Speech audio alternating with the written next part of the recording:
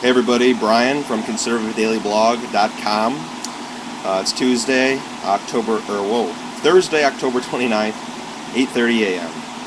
I'd like to thank everyone who's become a fan on Facebook and who's been visiting the blog lately.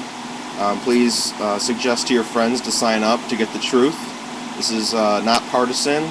This is independent, conservative libertarianism, only trying to tell you the truth that you're not getting in the mainstream media and even conservative talk radio and Fox News.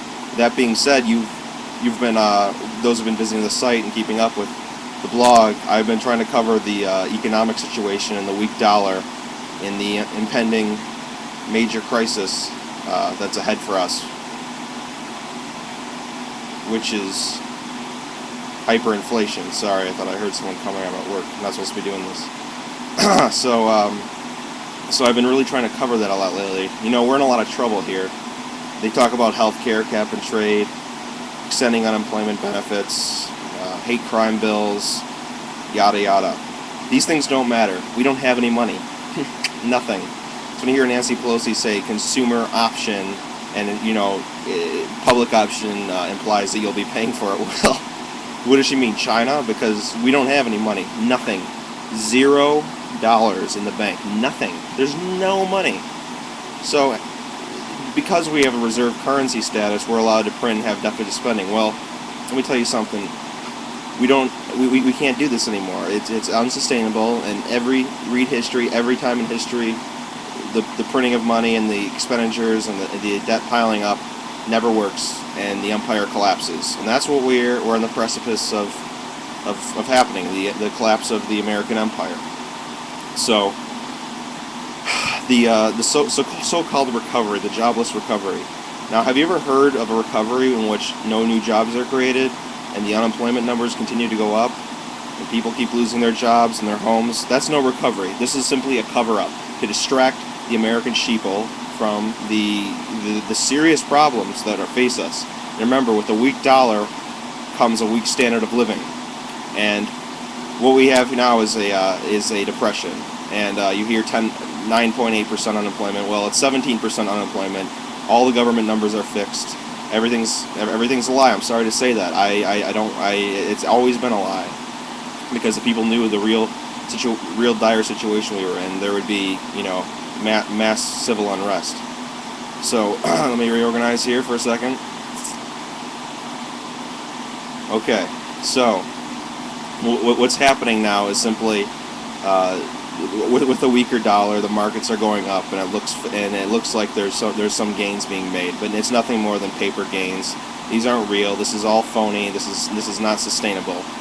And sooner or later, we are going to hit a major crisis where we'll either have a major event that will, such as a bombing in Iraq or Iran or Israel, that some event or something will bring about a collapse of the dollar, and hyperinflation is going to set in. Now, like I say, going back to this recession, this depression, this is not going to end for a decade at least, or more.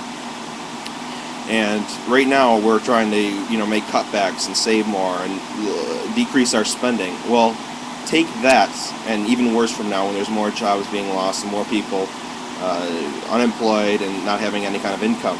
We'll take that and add hyperinflation in. Well, hyperinflation is, we already have that. The banks have the money. They're not loaning it out. It's sitting there. But once that money, the velocity of money kicks in and that starts to be churned out into the system, the result of hyperinflation, aka the printing of money and pumping more dollars into the system, will have mass price increases. You pay $3 tops right now for a gallon of gas. Well, how about $9 a gallon? How about $20 for a loaf of bread, or $25 for a carton of eggs? Making the same amount of money you do now. Inflation is more money chasing fewer goods, and the result is massive price increases. So that's all I'm going to say about that right now. You just have to understand that nothing else matters right now. Nothing matters. If we want healthcare reform, we can do it for free, or not, spending any money. We can allow people to buy health insurance across state lines. We can cap we can put a cap on medical malpractice lawsuits, tort reform. and we can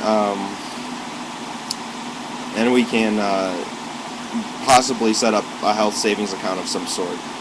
But these are all things that would bring down the costs immediately without having to make any kind of tax increases, any sort like that. So, and also look for tax increases, because it has to happen. And one of the big mistakes Obama promised during his campaign was that you would never see a tax increase. Well, you know what? We need some sort of first of all, income tax is illegal. It's a fraud. It's unconstitutional. It's a means of redistributing wealth. What we need is a flat tax, a consumer tax. Everyone puts in, because it's simply a crock when people who don't pay an income tax can vote to raise taxes on those, in the upper brackets. That's not American in any way, shape, or form. But we need is a flat tax, and then we do need some kind of tax to finance the deficit, because we're at the point of no return now, where we have to take drastic action, or else we are in grave trouble.